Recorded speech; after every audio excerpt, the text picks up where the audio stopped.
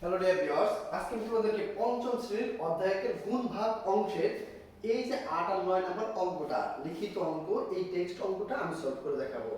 আগের পর্বে আমি তোমাদেরকে খুব সহজ পদ্ধতিতে, অর্থাৎ তোমরা যদি পঞ্চম শ্রেণীতে পড়ো, খুব সহজে কিভাবে গুণ এবং ভাগ করতে পারবে একদম ইজি টেক্সে আলাদা সিস্টেমে, সেই বিষয় সম্পর্কে তোমাদের ইজি ওয়ে বা ইজি টিক্স আলোচনা করেছিলাম এবং সেইভাবে সমাধান করে দেখাইছিলাম।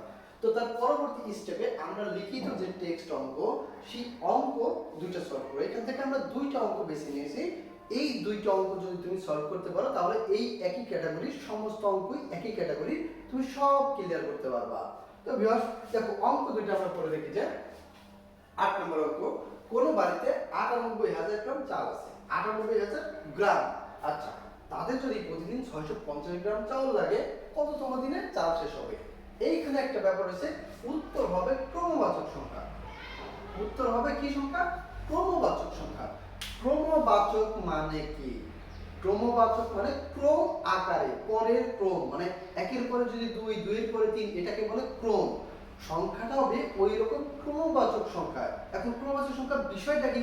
ধরো তোমার কাছে 10টা আম আছে। কয়টা? 10টা। তোমাকে বললো কি প্রতিদিন তুমি 3টা করে আম খাইতে পারবা। প্রতিদিন কয়টা? 3টা। এখন দেখো, 1 নাম্বার দিনে 3টা আম শেষ, 2 নাম্বার দিনে 3টা আম শেষ, মোট 6টা শেষ, 3 নাম্বার দিনে 3টা আম শেষ, মোট 9টা আম শেষ। এখন তুমি কিন্তু প্রপারলি সম্পূর্ণ পেট ভরে হিসাব অনুযায়ী 3 দিন আম খাইতে পারবা। 4 নাম্বার দিনে কিন্তু তোমার 3টা আম প্রয়োজন, অথচ তোমার বাকি আছে, অবশিষ্ট আছে একটা। তার মানে তুমি 4 নাম্বার দিনে কিছু সংখ্যক খাইতে পারবা, কিন্তু সম্পূর্ণ খাইতে পারবা না। এই যে তুমি সম্পূর্ণ খাইতে পারবা না, কিছু সংখ্যক খাইতে পারবা, যেহেতু ওই দিনে ওই সমস্ত গচ্ছিত জিনিসের কিছু অংশ তুমি ব্যবহার করতে পারবা, ওই দিনকে, ওই দিনটা হিসাবের ভিতরে আনাকে বলে ক্রমবাচক সংখ্যা। অর্থাৎ এইখানে তুমি কি 3 নাম্বার দিনে আম শেষ প্রপারলি হিসাব মতো খাইতে পারবা, কিন্তু 4 নাম্বার দিনে যে আমটা ব্যবহার করতে পারবা, তাহলে 3 আর 1 4, এই 4 নাম্বার দিন 4 নাম্বার পর্যন্ত আম ব্যবহার করতে পারবে, এটাকে বলে কি? ক্রমবাচক সংখ্যা। অর্থাৎ যেই দিনের সম্পূর্ণ শেষ করার কথা, কিন্তু শেষ না হয়ে কিছু সংখ্যক বেঁচে থাকবে এবং পরবর্তী দিনে ওইটার কিছু অংশ ব্যবহার করতে পারবে, এমন সংখ্যাকে কি বলে? ক্রমবাচক সংখ্যা। এইটা সেই ক্রমবাচক সংখ্যা অ্যান্সার করতে বলবে। আরেকটা ব্যাপার, যদি ক্রমবাচক সংখ্যা না থাকতো, যেমন এই পরের অঙ্কটা, ক্রমবাচক সংখ্যা যদি না থাকতো তাহলে কি হইতো? তাহলে ওই যে 3 দিন খাওয়ার পরে 3 দিন খাইলাম আর 1 থাকতো অবশিষ্ট, তাহলে উত্তর হইতো কত? উত্তর হইতো 3 দিন। কারণ 4 নাম্বার দিনে পরিপূর্ণভাবে খাওয়া যায় না বা খাওয়া শেষ হয় না, ওইটাকে স্বাভাবিক বলে। আর যদি 4 নাম্বার দিন আমরা ধরতাম, তাহলে ওইটা হয়ে যেত ক্রমবাচক সংখ্যা।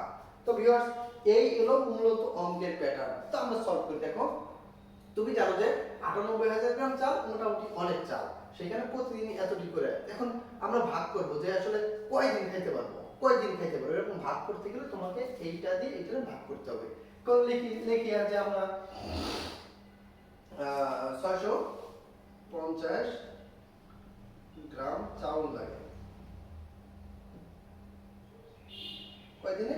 1 দিনে। এখন এইখানে একটা প্রশ্ন থাকবে যে আমরা এই এই লাইন আর এই কথাটা আমরা কেন আগে করে লিখলাম? আমরা তো এরকম লিখতে পারতাম যে 1 দিনে চাউল লাগে ৬৫০ গ্রাম, লিখতে পারতাম না? হ্যাঁ, আমরা অবশ্যই লিখতে পারতাম যে 1 দিনে চাউল লাগে ৬৫০ গ্রাম, সুতরাং অত।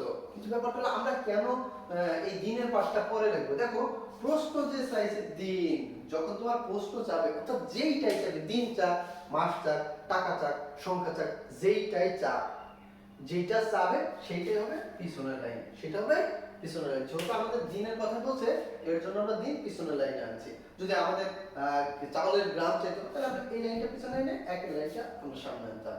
তাহলে এত গ্রাম চাউল লাগে একদিনে, 1 গ্রাম চাউল লাগে, তাহলে এই যে 1 ভাগ ৬৫০ দিনে। আর সুতরাং কত গ্রাম? ৯৮০০ এত গ্রাম চাউল লাগে, তাহলে 1 গুণ ৯৮,০০০ ভাগ হলো ৬৫০ এত। এই তো মূলত চলে গেল। এখন এটাকে আমাদের কি করতে? ভাগ। আমরা যদি ভাগ করি ৬ ৫ ০ ভাগ হলো ৯৮,০০০, ৯৮ এই ১০০০। এখন দেখো ৯৮, এখানে 3টা সংখ্যা আছে, আমরা এখানে 3টা সংখ্যা ইউজ করব। আমরা 3টা সংখ্যা ইউজ করলে কি হবে? দেখো, আমরা একবার যাবে, তাহলে কি যাবে? 1, একবার গেলে কি হবে 650 বিয়োগ যদি করি দেখো একটা ব্যাপার যদি তুমি বিয়োগ করো এখানে করবে 0 থেকে 0 5 আছে কত হলে তোমার 8 হবে 3 হলে হাতে আমার কোনো কিছু নাই 6 আছে কত হলে 9 হবে 3 হলে এই তো দাঁড়াবে তারপরে এখানে কি আমি একটা শূন্য এই যে নামায় নাম শূন্য নামাইলে আমাদের হলো 3300 তো 3300 হলে আমরা এখানে ক্যালকুলেটর চাপি বা আমরা যদি হিসাব করি ধরো 700 করে যদি ধরি তাহলে আমরা 5 7 3500 আর 5 এর দিকে আমরা 5 বার ধরতে পারি 5 যদি ধরি 5 শূন্য শূন্য আচ্ছা ধরো এটা আমরা 5 নিলাম 5 নিলে কি হবে 5 শূন্য শূন্য 5 5 25 5 হাতে আমার কত 2 5 6 30 30 আর 2 এই যে 32 আমরা নিলাম 5 বার 5 বার নেওয়ার পর শূন্য দেখো এই যে একটা ব্যাপার বিয়োগ করার সময় যখন দেখবে যে ধরো 2 ভাগ 2 বিয়োগ 5 আছে যখন এরকম বিয়োগ করার সময় উপরে ছোট সংখ্যা থাকবে তখন তোমাকে মাথায় রাখতে হবে যে এই ছোট সংখ্যায় মনে মনে 10 প্লাস করতে হবে 10 প্লাস ভাঙতে হবে প্লাস 10 তাহলে 12 এবং মনে মনে এটা কি হয়ে গেল এটা হয়ে গেল 12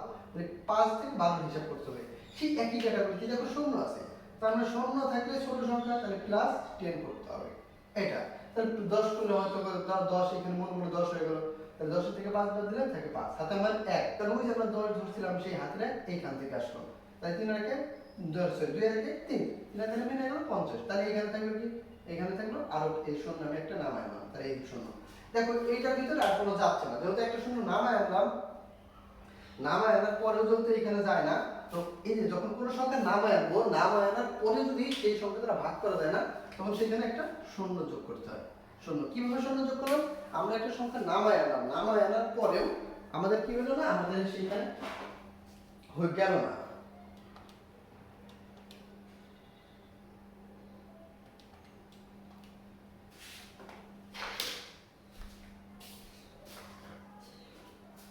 তাহলে এখানে কি হলো আমি একটা শূন্য মারা দিলাম এই 550 তাহলে এখানে কি হলো নামাই দিলাম তো ব্যাপার হলো এখানে आंसर হলো কত হলো কত आंसर হলো এইটা এখন আমরা যদি লিখি যে এত পূর্ণ ধরো বলে 150 পূর্ণ 500 ভাগ হলো 150 এটা থাকলো সরি 500 হলো 650 এটা তোমার आंसर দাঁড়ালো যেহেতু 50 এর ব্যবহার করার পরেও আরো কিছু থাকে তাহলে आंसर হবে কত 150 প্লাস 1 এত তম দিন এটাই ক্রমবাচক দেখো এইটাই ক্রমবাচক যে তুমি 650 গ্রাম করে চাল তুমি ব্যবহার করলে 150 দিন ব্যবহার করতে পারবে করার পর তোমার 500 গ্রাম অবশিষ্ট থাকবে এই যে অবশিষ্ট তাহলে 151 তম দিনে এটা ব্যবহার করতে পারবে এইটাই সেই आंसर ওই যে পরবর্তী দিন কিছু সংখ্যক ব্যবহার করতে পারবে এইটাই সেই आंसर তো ভিউয়ার্স আশা করি তুমি এই অঙ্কটা বুঝতে পারছো এখন আমরা নেক্সট অঙ্কটা সমাধান করে দেখাবো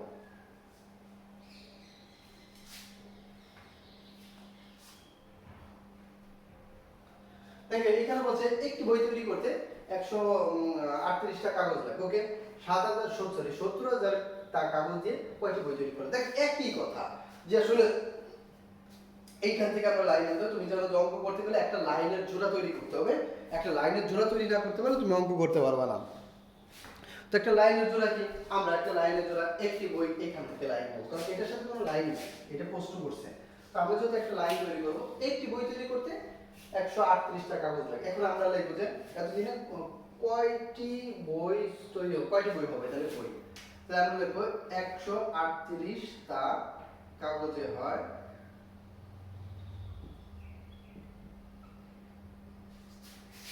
একটি বই এখন প্রশ্ন হলো কেন আমি এই লাইন আগে লিখবো বা এই লাইন পরে লিখবো দেখো যেটা প্রশ্ন জিজ্ঞেস করবে সেই লাইনটা সবসময় কি হবে আগে হবে সরি পরে হবে তাহলে কি জিজ্ঞেস করছে কয়টি বই হবে কয়টি বই তাহলে বই লাইনটা পরে হবে যদি তোমার বলতো কয়টি একটি বই তৈরি কয় তার কাগজ লাগবে তাহলে তার লাইনটা পরে হইতো তা আমি সেম একই কাহিনী যে আমি আরেকটা বার বলি যখন তোমাকে প্রশ্ন করবে যে কয়টি বই লাগবে যেটা প্রশ্ন করবে ওইটা সবসময় শেষে আসবে তো সেই সোর্সটা আমরা শেষে নিই যদি বলতে কয় তার প্রশ্ন করতে তার প্রয়োজন তাহলে তার লাইনটা পিছনে হতো আমরা লিখলাম যে 138 টা কাগজে হয় একটি বই একটা কাগজে হয় 138 টি বই আর হলো তোমার কত 70000 টা কাগজে হবে তাহলে 101 গুণ 70138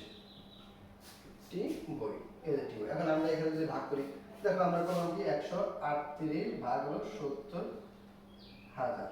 তো এখানে আমরা ভাগ করলে কি আসবে? তো আমরা ভাগ করলাম তিনটা সংখ্যা আছে, আমরা এখানে তিনটা সংখ্যা ধরলাম। তিনটা সংখ্যা ধরে যদি আমরা এখানে 5 ধরি, তাহলে 500 কে 500, ধরো 4 5 200, আমরা ধরলাম 5 ধরলাম। 5 ধরলাম কিভাবে? আমি এটা ধরলাম 100 গুণ 5, আর এইটা আমি 38 না ধরে 40 ধরলাম। 40 গুণ 5 তাহলে সমান সমান কত হয়? 500, আর 4 5 20, তাহলে 200। তাহলে এভারেজ হিসাব করলাম আমি 200, 700 হয়। এখানে আরো 2 করে কম আছে, তার মানে 7 হয়ে যাবে। তার মানে আমি কি করলাম? 5 ধরি, 5 আর 40 এর 0, হাতে আমার কত? 4। 3 5 15, 15 আর 19 এর 9, হাতে আমার 1 1 5 করে 5 আর 1 6। তাহলে বিয়োগ করলে কত হবে? 0 0। এখানে কত হবে? 1, এখানে হাতের 1 এই যায়, তারপর নিয়ে আসলাম 0 0 নিয়ে আসলাম। ওকে, মজার ব্যাপার হলো এখানে যখন তুমি একটা বিষয় নামাই নিয়ে আসবে, দেখো আমি এইটা বিয়োগ করাতে কিন্তু এইটুকু বিয়োগ করাতে কিন্তু তোমার 10 হয়েছে। তার পরবর্তীতে কি হয়েছে? আমি একটা শূন্য নামাই দিয়েছি। আচ্ছা, এই যে শূন্যটা নামাইলে যখন তুমি একটা সংখ্যা নামায় আনবা, অথচ নামায় আনার পরেও এইটা দিয়ে ভাগ করা যাবে না, তখন এক্সট্রা শূন্য তোমাকে অ্যানসার শিটে এক্সট্রা শূন্য তোমার দিয়ে তারপর একটা অ্যাড করতে হবে। এই যে অ্যাড করলাম, এই যে অ্যাড।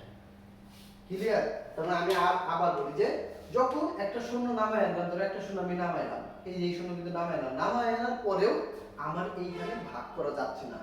138 দিয়ে 100 ভিতরে ভাগ করা যায় না। যদি ভাগ না করা যায়, যদি ভাগ না করা যায়, একটা শূন্য দিয়ে এই যে এই শূন্য যেহেতু গেল না, এই শূন্য এখানে চলে আসবে, এই যে আর একটা শূন্য দিলাম, শূন্যটা নামায় আনলাম, ওই শূন্য এখানে চলে গেল। এখন তুমি ভাগ করো যে 138 এর ভিতরে কয়বার যায়?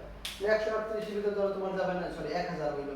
1000 এর ভিতরে যে কয়বার যায়? 1000 এর ভিতরে ধরো তোমার এখানে 5 বারে গেল 700, আর থাকে হলো ধরো 300, তাহলে 100 150 300, ধরো তোমার 7 তাহলে 2 9, সরি 5 2 7, হয়তো তোমার 7 বার যাইতে পারে, দেখি যায় কিনা। 7 আর 56 6, হাতে আমার কত? হাত 56 6, হাতে আমার 5, 3 7 21, 21 আর 5 21, আর 5 হলো 26 এর 6, হাতে আমার 2, 7 আর 2 9। তাহলে বিয়োগ করলে হবে কত? 6 আছে কত হলো? এই যে আমি বললাম যে যখন উপরে বিয়োগ করতে উপরে কোনো ছোট সংখ্যা হবে, উপরে কি ছোট সংখ্যা হবে, তখন সেইটার সাথে 10 প্লাস করতে হবে, মনে মনে ভাবতে হবে 10 প্লাস। তাহলে এখন এটা 10 প্লাসের সাথে শূন্য যোগ করলে 10ই হয়। তাহলে 6 আছে কত হলো? 10 হবে 4 হবে। হাতে আমার কত? হাতে আমার 1, এই যে 6 এর সাথে 1 যোগ হলো 7, 7 আছে কত হলো? 10 হবে 1, এটা ছোট তাই 10, তাহলে 3 হলে হাতে আমার কত? হাতে আমার 1, 10 এর সাথে 9 এর সাথে যোগ করলে 10, এই যে আছে তাই, তাহলে 38। তাহলে এটার উত্তর হবে, এটার উত্তর হবে 507টা কাগজ, সরি 507টা 7টা বই। এই হলো তোমার অ্যানসার। এটা 507টা বই তৈরি হবে কত? এই তোমার 7000টা কাগজে। তো ভিউয়ার্স, একটা হলো ক্রমবাচক, একটা হলো ক্রমবাচক না। তো এই ক্যাটাগরি যা অঙ্ক আছে তুমি পরবর্তীতে দেখলেই বুঝতে পারবা। আমি দেখাবো পরবর্তী ভিডিওতে।